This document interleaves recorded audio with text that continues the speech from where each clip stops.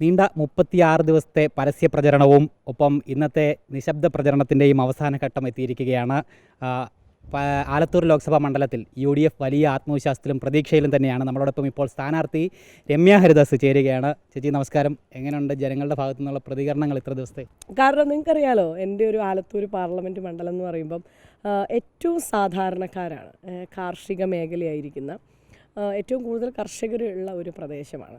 അവരുടെ ഒരുപാട് ദുരിതങ്ങൾക്കിടയിലൂടെയാണ് ഈ തിരഞ്ഞെടുപ്പ് വരുന്നത് എന്നുള്ളതാണ് ഒരു യാഥാർത്ഥ്യം. അത് ജനങ്ങളെ സംബന്ധിച്ചിടത്തോളം, കാരണം അവൻ്റെ വീട്ടിൽ 65 ചാക്കുകളോളം ഇപ്പോഴും കളപ്പുരയിൽ നമ്മൾ വോട്ട് ചോദിച്ച് പര്യടനത്തിന് പോകുമ്പം കാണിച്ചു തരികയാണ്. കണ്ടില്ല, ഇപ്പോഴും ഇതിവിടെ ഇരിക്കുകയാണ്, സർക്കാർ കൊണ്ടുപോയില്ല, കൊണ്ടുപോയതിൻ്റെ പൈസയും കിട്ടിയിട്ടില്ല എന്ന് പറയുന്ന ഒരു സാഹചര്യം ഉണ്ടായിട്ടുണ്ട്. അതേപോലെ വെള്ളം കിട്ടാതെ കൃഷി നശിച്ച ഒത്തിരി സാഹചര്യങ്ങൾ. അപ്പം അങ്ങനെയുള്ള എല്ലാ ആളുകളുടെയും വലിയ ഒരു രോഷം നിലനിൽക്കുന്നുണ്ട് സംസ്ഥാന സർക്കാരിനെതിരെ. കാരണം വേണ്ട രീതിയിലൊരു പരിഗണന കിട്ടിയിട്ടില്ല എന്നുള്ളത്, സർക്കാർ അതിൻ്റെ ഉത്തരവാദിത്വം നിർവഹിച്ചിട്ടില്ല എന്നുള്ളത് വലിയ രീതിയിൽ വ്യാപകമായിട്ട് കർഷകർ പരാതി പറഞ്ഞുകൊണ്ടിരിക്കുന്ന ഒരു സാഹചര്യം. പിന്നെ കൂലിപ്പണിക്കാർ, പാടത്തും പറമ്പിലും ഒക്കെ ജോലിക്ക് പോകുന്നവർ, പെയിൻറ്റിങ് പണിക്കാർ, ഓട്ടോ തൊഴിലാളികൾ, ചുമട്ട് തൊഴിലാളികൾ, അങ്ങനെ തുടങ്ങി ദൈനംദിനമായിട്ട് നമ്മുടെ ജീവിതത്തിൽ നമ്മൾ പ്രചരണത്തിൽ കാണുന്നവരെല്ലാം എങ്ങനെയെങ്കിലും ഒന്ന് ഈ സർക്കാർ ഒന്ന് മാറി കിട്ടിയാൽ മതിയായിരുന്നു എന്ന് പറയുന്നൊരു രീതിയിലാണ്. അപ്പോൾ അതുകൊണ്ട് തന്നെ വലിയ രീതിയിൽ വലിയ പിന്തുണ നൽകിക്കൊണ്ടാണ് പോകുന്ന എല്ലാ സ്ഥലങ്ങളിലും, നമ്മുടെ പ്രചരണ വാഹനങ്ങൾ പോയ എല്ലാ ഇടങ്ങളിലും വലിയ പിന്തുണയാണ് ജനങ്ങൾ നൽകിയത്. അതൊരു വലിയൊരു ആവേശം തന്നെയാണ്. UDFന് മണ്ഡലത്തിന് അനുകൂലമായിട്ടുള്ള ഘടകങ്ങൾ എന്തൊക്കെയാണ് ഇപ്പം പ്രചരണത്തിൽ നിന്ന് മനസ്സിലാക്കിയത്?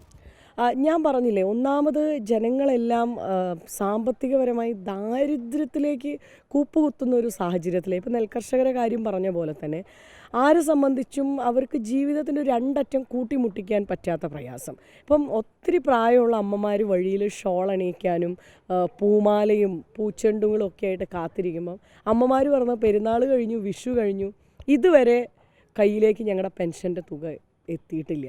അങ്ങനെ പൊറുതിമുട്ടി ജനങ്ങൾ വലിയ രീതിയിൽ ദൈനംദിനമായിട്ട് ഉപയോഗിക്കുന്ന എല്ലാ പലചരക്ക് സാധനങ്ങളുടെയും വിലക്കയറ്റം, അങ്ങനെ തുടങ്ങി സർവത്ര രീതിയിലും ജനങ്ങൾ പ്രയാസത്തിലാണ് നിൽക്കുന്നത്.